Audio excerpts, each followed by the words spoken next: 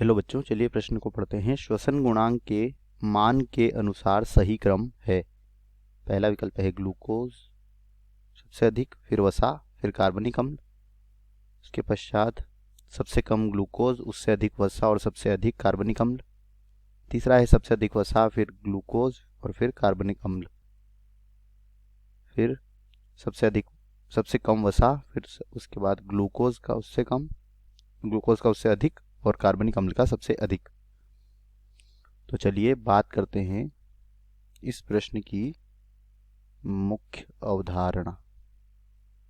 और इस प्रश्न की मुख्य अवधारणा में हम यहाँ पर बात करेंगे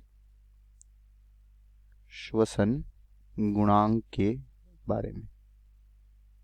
तो बच्चों, श्वसन गुणांक को RQ भी कहा जाता है और इसे श्वसन की प्रक्रिया में मुक्त कार्बन डाइऑक्साइड और प्रयुक्त ऑक्सीजन के अनुपात के द्वारा ज्ञात कर सकते हैं।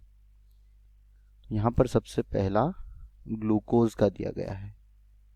तो बच्चों, जब ग्लूकोज का क्या होता है, ऑक्सीकरण होता है, तो इस दौरान क्या होता है, 6 अणु ऑक्सीजन का उपयोग होता है और 6 ही अणु कार्बन डाइऑक्साइड के मुक्त होते हैं। तो यहाँ पर श्वसन गुणांक 1 आता है।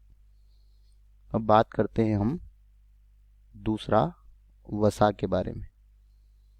तो बच्चों, वसा का जब ऑक्सीकरण होता है, जैसे उदाहरण हम ले ट्राइपामिटिन, तो इस दौरान 145 अणु ऑक्सीजन का उपयोग होता है और 102 अणु कार्बन डाइऑक्साइड के मुक्त होते हैं। तो इसे हल करने पर जो मान आता है वह 0.70 आता है, जो कि 1 से कम है।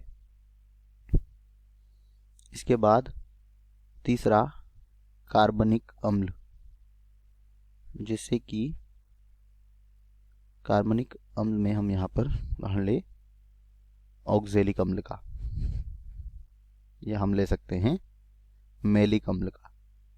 तो बच्चों, जब मैलिक अम्ल का क्या होता है, ऑक्सीकरण होता है, तो यहाँ पर 3 अणु ऑक्सीजन के मुक्त होते हैं और 3 अणु ऑक्सीजन का उपयोग होता है और 4 कार्बन डाइऑक्साइड के अणु यहाँ पर मुक्त होते हैं। तो यहाँ पर जो मान आता है वह 1.33 आता है।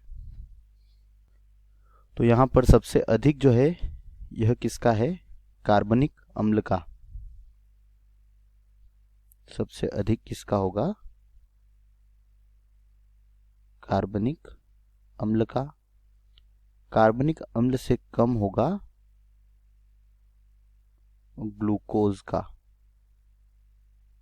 और ग्लूकोज से कम होगा वसा का। यानी कि वसा का सबसे कम, तो यह किस में दिया गया है, विकल्प डी में। इसके बाद होना चाहिए ग्लूकोज से अधिक होता है वसा से, और ग्लूकोज से अधिक कार्बनिक अम्ल का। तो यहाँ पर दिए गए प्रश्न का सही उत्तर होगा विकल्प डी। ए, बी और सी गलत हो जाएंगे। आशा करते हैं ये उत्तर आपको समझ आया होगा। धन्यवाद।